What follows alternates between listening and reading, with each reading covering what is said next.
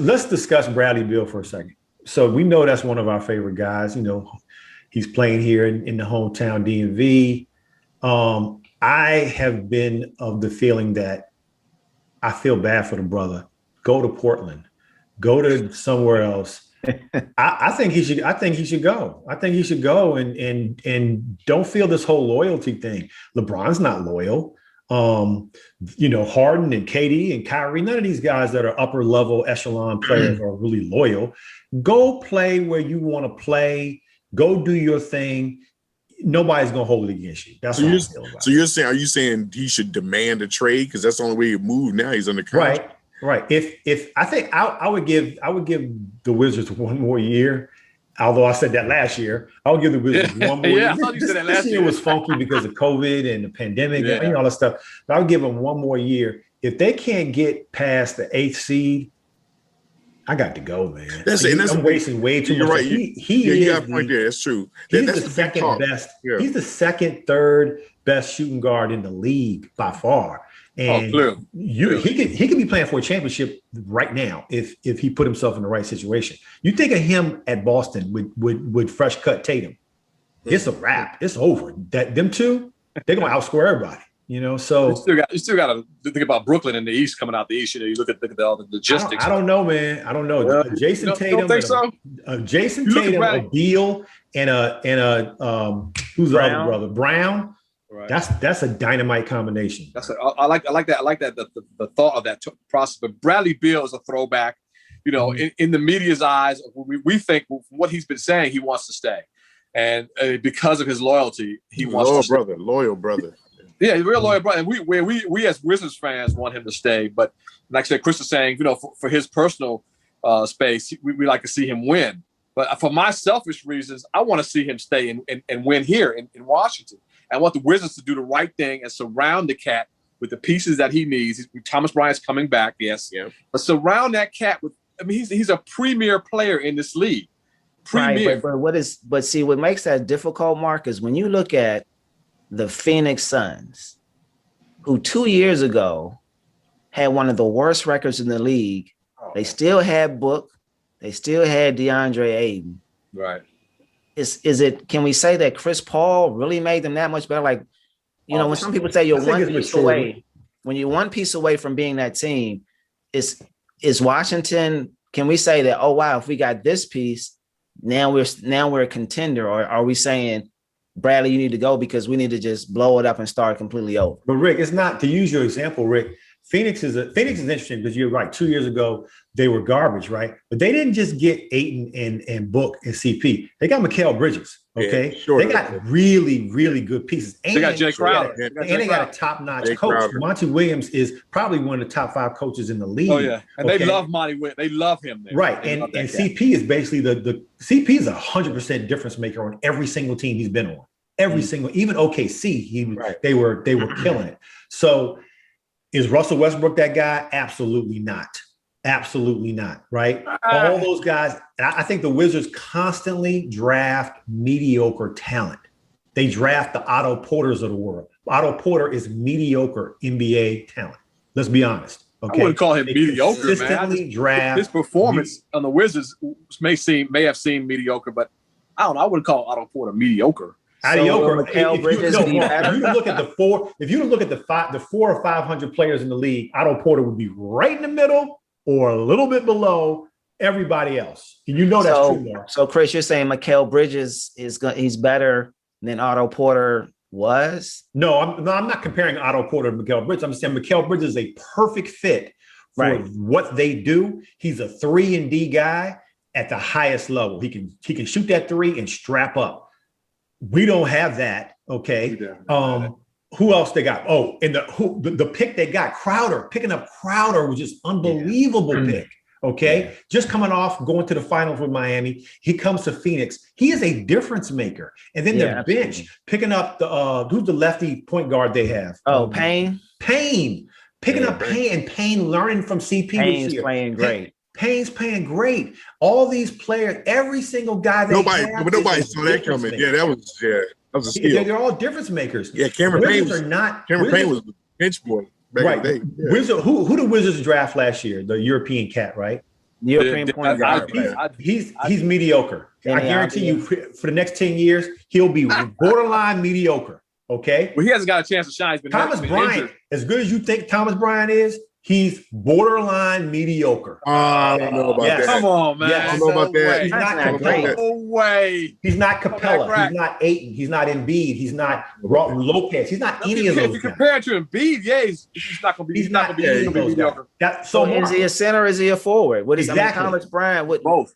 Exactly. He is borderline mediocre. Negative. There's only 2 players on that team that have that I could say are of every team has to have 2 or 3 superstars, okay, that are playoff superstars. I think what the Wizards got in there, they have 1 playoff superstar on that team, and that's Beal. Because Russell Westbrook's not a playoff superstar. I don't care. You look at you talk about Thomas Bryant. You don't compare. I don't think, in my opinion, you don't compare him to other superstars. You compare Thomas Bryant to what he can bring and do for your team to elevate your team. You have to have a playoff superstar to win. Okay, we have great regular season players. Bertans is a great regular season player. Okay. Put him in the playoffs, and he looks like Humpty Dumpty. Okay, he ain't doing it. He was a no-show. Okay? He was a no-show. He just didn't show up in the playoffs. That's true. So, I mean, look at your boy Scott, your boy Opie, your boy Herter. Right? Came correct in the playoffs. Yeah. Tyler Hero for Miami came correct in the playoffs. That's the kind of players we're talking about. Who can step up. I don't see any step up guys. We didn't get to see that. We didn't get to see that from Thomas Bryant. Unfortunately, he was hurt. I think had he been 13 games, not been, he played about 13 games. Elevation. Yeah. So what would he have done against Embiid if he was on our team in the first round? What would have happened? He would have given him body. He's none of them dudes on the Wizards right now would have given him the body up presence that Thomas Bryant would have brought to him. He's a young beast. I'm not saying he's a bad talent. I don't see. You think he would body Embiid? No. Oh yes, most definitely. Nobody in the league is bodying Embiid. That's why I didn't say he's not going to stop him. He's not stopping him. He's not stopping him. No. Right. But we're going to see this next year. This is going to be interesting. We're going to see Marcus Scott. Right. Okay, so what kind of player do you bring to the Wizards? Name a player, I don't know, that would take them from the 8th seed, really the 10th seed, to making 4 or 5, maybe the 5 or the 4. Yeah. And who are you going to jump over? You going to jump over Atlanta now? No. Brooklyn? No. Boston? No. Who else? Who am I missing? A revamped Miami? Heck no. Come on, man. I'll take a revamped Miami any day. Too much talent. Yeah, Miami's kind of shaky, but it's going to be a lot because, the thing that's going in the favor is this. You got Tommy Shepard's in there. I'm giving him the benefit of the doubt. It's not Ernie Grunfeld, thank God. Thank goodness. You got a new coach coming in. Look what Nate did in a half of a season for the Hawks. Now, I can't say everybody can change people around, but hell, even Brooks did pretty good the second half of the season, even though they probably did need to make that change overall head coach. Mm-hmm. Brooks did, from what they did in that whole second half of the season, that jump that they did, that's going to stick. That's giving them motivation. Getting Thomas Bryant back. You only have for I think 13 games last year. I know that, but Scott, we don't know what we're going to do with him. We can use your Hawks. We can use your Hawks as an example. They have, over the last 3 or 4 years, picked incredibly well. Trae Young, Hunter from UVA, my man, your man, Cam Reddish, Opie, Hunter. All their picks all of those guys are big time playoff caliber, go-to type dudes. Okay. Yeah. John Collins is a flat out gorilla monster. Okay. Love him. The Wizards don't pick well. They haven't picked well. That's that pass regime. Yeah. That's that pass regime front office. So hopefully the front office now. I'll tell you what we need. You're right. They have to make key pick or key trades. You're not going to get too many. Right. Who do we need? Trades going on right now. You get the veterans coming in. I know we need a bona fide goon. We need a Bill Laimbeer, Rick Mahorn type, Jeff Rulin type. This is 2021. No, you don't. No, we need that, and then we need that somebody who has finesse, a little bit of finesse to the goonness. But somebody doesn't have any goons. Brooklyn has no goons. So what do you? We had them, Mark. They're a different squad. They got 3 bona fide Hall of Famers on their team. We don't. We had Bobby Portis. Bobby Portis didn't do jack. He didn't do jack for us. Right. He slummed for the Wizards. Yeah. Exactly. As soon as he goes to Milwaukee, he looked right. like the reincarnation of Adrian Dantley. Yeah, no, I know Rick and Scott can, you guys can appreciate that. A lot of people come in here like they did the Redskins. They come in here, get the money, and get on out, play well, and go to the Super Bowl squad. That burns me up to see, especially Bobby Portis, to see when he came in here and just got a paycheck and left. Chris, to do that. Chris, to your point too, if you look at like Detroit, for instance, what Troy did there, everyone was like, "Oh my God, they've gotten rid of 12 of their players." But when you have 2 of your picks who are outside of the top 10, who make the first rookie team, that means that they've overachieved. Right. Now Detroit has the number 1 pick. Right. So if they get Cade, it's like, okay, so Cade and anybody else, but Sadiq overachieved. Big time. What was his name? Stewart. Yeah. He making first team. So now you're in a position where you continue to grow. And we got to think about that too. I agree. Right. Without the right picks, it's not going to matter. Look at the New York Knicks. Let's talk New York Knicks real quick. Quickly is a monster. He's a monster. Absolutely. And even I know I always roll with these Duke guys, but RJ Barrett is really good basketball player. Okay, really tough basketball player. And then guess what? All of a sudden, who's your boy that was an all-star this year for me? Julius Randle. Julius Randle became Julius Randle. He just blew up. So the Knicks are better than the Wizards right now. So you got 6 or 7 teams that I would almost guarantee will be better than the Wizards next year, no matter who the Wizards get on their team. If they get Thomas Bryant back or whoever gets healthy, they got to jump over some incredible mountains of teams to even make the playoffs. I'd be surprised next year if the Wizards even make the playoffs. I'm gonna be honest with you. What? There's too many teams. That. Mark, it's a lot. The East is loaded. Yes. Milwaukee, Brooklyn, Miami, New York. Who am I missing? Philly, Atlanta. Yeah. Atlanta. That's 6 teams right there. And that's the thing. You're fighting just to get the best thing to hope for is to get a 4 or 5. And that's ugly to say that. Hey, I'd like to be the 4th seed. Man, why not be contending for the damn 1 seed? But that's a long way off. That is a long way off. Scott, you know who's coming? You know who's coming? Mr. Ball and the Charlotte Hornets. Them jokers are coming. Yeah. Okay. So you got to jump over them dudes. Well, I'll say this, Chris. I will say that if Washington's only move is Thomas Bryant getting better, then I would agree with you. Well, we're done. Don't buy playoff tickets ahead of time. Now that's Rick's right, absolutely right. If they're relying on just Thomas Bryant to come back and then they're going to have that's not going to work. They need to go out and actively pursue. Right. People think they got dangle Bradley Beal out there. They don't really have to do that.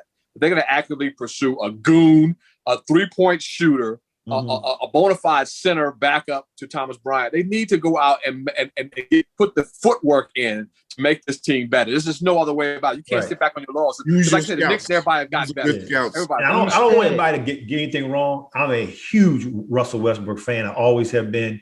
He is Mr. Energy. I love Russell Westbrook. But playoff Russell Westbrook, I don't like that dude. Yeah, but Chris, people are going to want to play with him and Bill. Like, that's the one thing. We have we're solidified in the guard, but I believe they will be able to attract some free agents based on would you like to play with a guard that's going to break them down and pass it to you and a jump shooter. If you're big and you can boogie, I don't know about that, Rick, because I think a lot of players who are going to come in that are scorer types, they're going to be like, Bradley Beal's getting 30 shots a game. Where am I going to get my shots? Where am I going to get my shots? I would love to see Jeff Green. I would love to see Jeff Green come here, right? Jeff Green could probably start for us, right? But he's not going to come because he can be like, why would I do that when I could play for probably a championship next year if we're all healthy, So there's tons of players like that. And then on top of all that, you got a new coach coming in. So you got a new coach. You got new management going on. You got this whole Thomas Bryant thing, the Bertans thing. It's just a mess. I see the Wizards really, honestly, going 82 games. I see 30 and I 52. look at it different. I see a new coach coming in, new management. I see that as an improvement with Bryant coming back. Definitely as an improvement. Lottery. Yeah. Well, the right lottery coach, again. Chris, But I agree. But the The right lottery, coach they don't can have make great the picks in difference. lottery. Yeah, they Huh? don't have the right good coach pick- can they make the don't have- Oh, difference. no Look at doubt. Atlanta. No doubt. Look at Atlanta. I totally agree with that. I totally Yeah. Have they picked a coach yet? No, Nope. they're still interviewing. Yeah. Okay, you waiting too long now. You waiting too You got to long. go through a thorough interview process. You need a coach before the especially- draft. There's You need a coach tons of before the coaches out. draft. There's tons of What coaches out else is there. junior in play?